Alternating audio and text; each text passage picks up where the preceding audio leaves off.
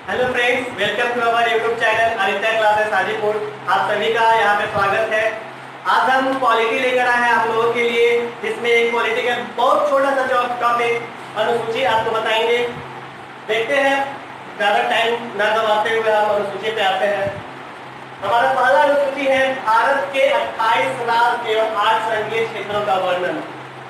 हम जानते हैं कि हमारा देश काफी बड़ा है। हमारा भारत देश इतना बड़ा है कि एक जगह से शासन चलाना बहुत ही मुश्किल है। इसलिए हमारे संविधान निर्माताओं ने पहली अनुसूची में हमारे देश को 28 राज्य और 8 केंद्र शासित देशों में विभक्त कर दिया। इसलिए हम याद रखेंगे हमारी पहली अनुसूची क्या है, भारत के 28 राज्य एवं संघीय क्षेत्रों का वर्णन। फिर देखेंगे दूसरी अनुसूची, जब इतना बड़ा देश हमारा बन गया तो एक जगह से शासन चलाना काफी मुश्किल है, तो 28 राज्य और 8 संघीय क्षेत्रों में बंटवारा कर दिया। ये तो हुआ राज्य और संघीय क्षेत्र में बंटवारा, लेकिन ये शासन चलाएगा कौन? तो इसे चलाने के लिए हमारे देश में कुछ पदाधिकारियों का क्या कहते हैं, पदाधिकारी नियुक्त किए गए। तो इनकी नियुक्ति किए गए। तो दूसरी अनुसूची में पदाधिकारियों का वेतन एवं भत्ता का वर्णन किया गया है। देख रहे हैं दूसरी अनुसूची, भारतीय राज्य व्यवस्था के पदाधिकारियों का वेतन एवं भत्ता का वर्णन किया गया है। अब आते हैं तीसरी अनुसूची, जब हम पदाधिकारी रखेंगे, उनको वेतन देंगे, भत्ता देंगे, तो वो कुछ काम में गड़बड़ी ना करे, इसके लिए उन्हें हम शपथ दिलाएंगे कि हम अपने काम को पूरी निपुणता से ईमानदारी पूर्वक करें। इसके लिए हम उनको क्या करेंगे, शपथ दिलवाएंगे। तो शपथ ग्रहण, पदाधिकारियों का शपथ ग्रहण अनुसूची 3 में है। तीसरा अनुसूची पदाधिकारियों के शपथ ग्रहण को दिखाता है। अब है चौथा अनुसूची। Hello friends, welcome to our YouTube channel Aditya classes Hajipur. आप लोगों का यहाँ पे स्वागत है। अभी तक आप लोगों ने हिस्ट्री, मैथ ये सभी का वीडियो देखा हमारे प्रशांत सर के द्वारा, लेकिन आज हम आप लोगों के लिए एक पॉलिटी का छोटा सा टॉपिक भारतीय संविधान की अनुसूची लेकर आया हूँ, जिसमें आज हम अनुसूची के बारे में विस्तार पूर्वक अध्ययन करेंगे और आपको याद करने का बहुत ही आसान तरीका बताऊंगा।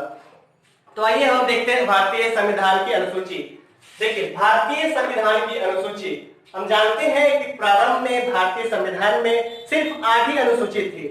जब हमारा भारतीय संविधान बनकर तैयार हो गया था, लागू हुआ था, तो उस टाइम सिर्फ हमारी 8 अनुसूचियां थी।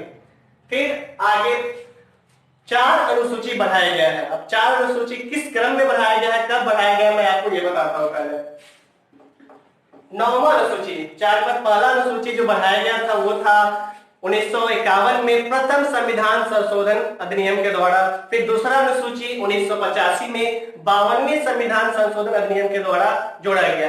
फिर आता है तीसरा, कब जोड़ा गया, तो वो जो बढ़ा गया अनुसूची था 1993 में 73वें संविधान संशोधन के द्वारा।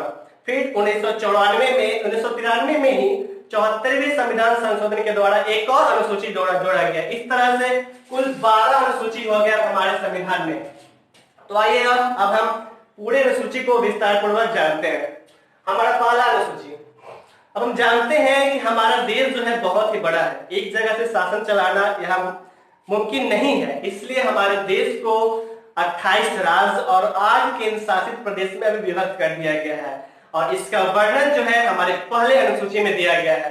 भारत के राज्य एवं केंद्र शासित प्रदेश का वर्णन हमारे पहले अनुसूची में किया गया है। इस तरह आप याद रखेंगे, हमारा देश को एक जगह से चलाना मुमकिन नहीं है, इसलिए 28 राज्य और 8 केंद्र शासित प्रदेश में इसे विभक्त कर दिया गया है, और इसका वर्णन हमारे पहले अनुसूची में दिखता है। ये आप देख सकते हैं, लिखा हुआ है पहली अनुसूची, भारत के 28 राज्य एवं 8 संघीय क्षेत्रों का वर्णन। अब हम आगे बढ़ते हैं। अब हम इतने बड़े देश में अलग अलग राज्य है, तो इन्हें चलाने के लिए अलग अलग पदाधिकारी की भी जरूरत होगी। एक आदमी तो अकेला चला नहीं सकता है, तो जितने भी पदाधिकारी होंगे ये सभी को वेतन भत्ता देना होगा। तो पदाधिकारियों के वेतन एवं भत्ते का वर्णन हमारे अनुसूची 2 में, दूसरी अनुसूची में इसका वर्णन दिया गया है। और जब पदाधिकारियों की नियुक्ति कर लेंगे, उनको वेतन भत्ते देंगे, तो ईमानदारी पूर्वक काम कर रहे हैं या नहीं कर रहे हैं, इसके लिए हमें उन्हें शपथ दिलाना होगा। तो शपथ ग्रहण कर लेंगे तभी तो रहेगा ना कि वो ईमानदारी पूर्वक काम कर रहे हैं या नहीं कर रहे हैं इसकी। तो हमारे पदाधिकारियों का शपथ ग्रहण का वर्णन हमारे अनुसूची 3 में दिया गया है। अब हो गया ये 28 राज्य, 8 केंद्र शासित प्रदेश की अनुसूची 1 में, पहली अनुसूची में। फिर आया पदाधिकारियों का वेतन एवं भत्ता अनुसूची 2 में। फिर आएगा पदाधिकारियों का शपथ ग्रहण की अनुसूची 3 में। आगे देखते हैं हमारा अलग अलग 28 राज्य तो बना दिए थे, 8 है केंद्र शासित प्रदेश बन गया था, तो उन सभी का कोई नेतृत्व करता होना चाहिए एक जगह, तो इसलिए हमारे राज्य, एक राज्य हमारे राज्यसभा तो जानते ही होंगे आप लोग, तो भारत के सभी राज्य एवं सभी संघीय क्षेत्रों का राज्यसभा में प्रतिनिधित्व, भारत के सभी राज्य एवं संघीय क्षेत्रों का राज्यसभा में प्रतिनिधित्व, यही जो है हमारे चौथी अनुसूची में वर्णन करता है। यानी चौथी अनुसूची क्या कहता है? भारत के सभी राज्य एवं केंद्र शासित प्रदेशों का राज्यसभा में प्रतिनिधित्व, यही है हमारा अनुसूची 4। अभी तक 4 अनुसूची देखे थे, अब 5वां अनुसूची की बारी है। अनुसूचित जाति अनुसूचित जनजाति के प्रशासनिक एवं नियंत्रण का वर्णन यह अनुसूची 5 में दिया गया है। फिर है छठा अनुसूची। नॉर्थ ईस्ट में जानते हैं 7 राज्य है, लेकिन 7 राज्य में से सिर्फ 4 राज्य असम, मेघालय, त्रिपुरा एवं मिजोरम राज्यों के जनजाति क्षेत्रों के प्रशासन का वर्णन अनुसूची 6 में दिया गया है।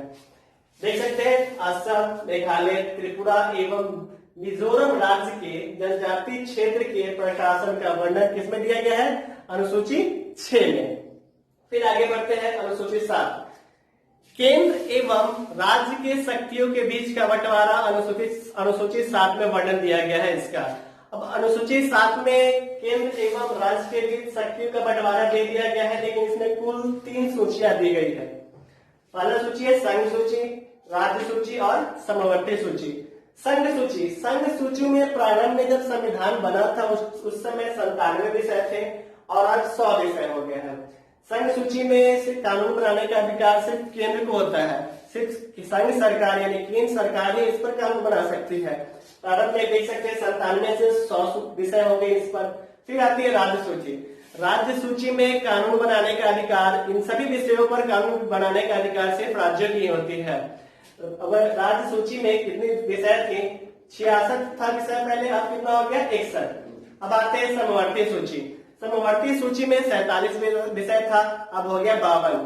समवर्ती सूची में केंद्र एवं राज्य दोनों मिलकर इस पर कानून बना सकती है।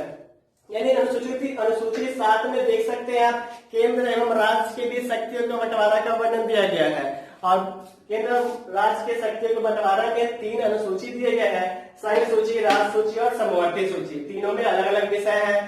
संघ सूची में सिर्फ संघ कानून बना सकते हैं, राज्य सूची में सिर्फ राज्य कानून बना सकते हैं और समवर्ती सूची में सिर्फ राज्य कानून बना सकते हैं। अब है 8वां अनुसूची। 8वां अनुसूची, भारत में अलग अलग बहुत सारे भाषा बोले जाते हैं, हर राज्य का अलग अलग भाषा है, लेकिन हिंदी बहुत ज्यादा भाषा बोला जाता है। तब भी भारतीय संविधान में प्रारंभ में 14 भाषा को मान्यता मिली थी। संवैधानिक रूप से प्रारंभ में भारतीय संविधान में 14 भाषा को मान्यता मिली थी। उसके बाद अभी कुल 22 भाषा है, लेकिन ये 8 भाषा 14 + 8, ये जो 8 भाषा कब कब जुड़ी ये हम आपको बताते हैं। देखिए 15वीं भाषा सिंधी थी, जो 21वां संविधान संशोधन के द्वारा 1967 में हमारे भारतीय संविधान में जोड़ा गया। फिर आगे 16वां भाषा कोंकणी, 17वां मणिपुरी, 18वां नेपाली, ये सभी 71वां संविधान संशोधन के द्वारा 1992 में हमारे संविधान में जोड़ा गया। फिर 2003 में 92वां संविधान संशोधन के द्वारा 4 भाषा मैथिली, संथाली, डोगरी, बोडो, ये सभी कुल 8 भाषा को जोड़ा गया था प्रारंभिक संविधान जब बन गया था उसके बाद। यानी पहले हमारे संविधान में 8 भाषा का वर्णन था, बाद में फिर टोटल 22 भाषा का वर्णन हो गया। यानी अब देख सकते हैं 22 भाषाओं का वर्णन, हमारे 8वीं अनुसूची में 22 भाषाओं का वर्णन दिया गया है।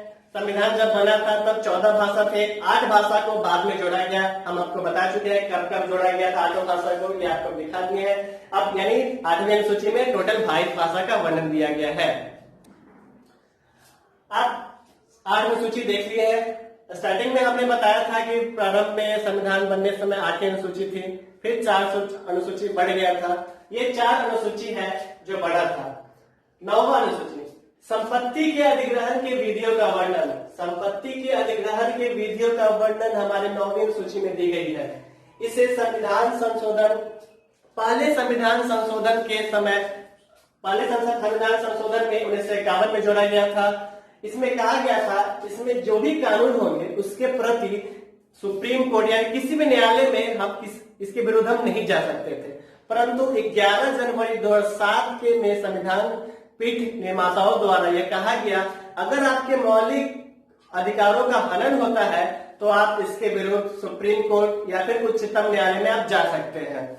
यह हुआ हमारा 9वां अनुसूची। आगे आते हैं 10वीं अनुसूची। 10वीं अनुसूची में दल बदल कानून की व्यवस्था की गई है। इसे 1985 में 52वें संविधान के द्वारा हमारे अनुसूची में शामिल किया गया था। फिर है 11वीं अनुसूची। 11वीं अनुसूची में पंचायती राज व्यवस्था का वर्णन किया गया है, यानी हमारे ग्रामीण स्तर पे जो राज व्यवस्था चलाए जाते हैं या जो क्या बोलते हैं ग्रामीण स्तर में जो पंचायत होते हैं उसी को ग्रामीण पंचायती राज व्यवस्था करते हैं। इसे 73वें संविधान संशोधन 1993 में जोड़ा गया था। इनमें कुल 29 विषय है, यानी पंचायती राज जो है कुल 29 विषय पर कार्य कर सकती है। हमारा 12वां अनुसूची है नगर पालिका का वर्णन। नगर पालिका का वर्णन हमारे 12वीं अनुसूची में की गई है। इसे 1993 में ही 74वें संविधान संशोधन के द्वारा जोड़ा गया था। इसमें कुल 18 विषय शामिल किए गए हैं। तो ये थी हमारी अनुसूची, पूरे 12 अनुसूची अब हो गए हमारे संविधान में। आपने 12 अनुसूची के बारे में पढ़ा। आशा करता हूँ आप लोगों को पसंद आया हो, आप लोगों को समझ में आया हो। लाइक करें, सब्सक्राइब करें हमारे वीडियो यूट्यूब चैनल को और शेयर करना ना भूलें।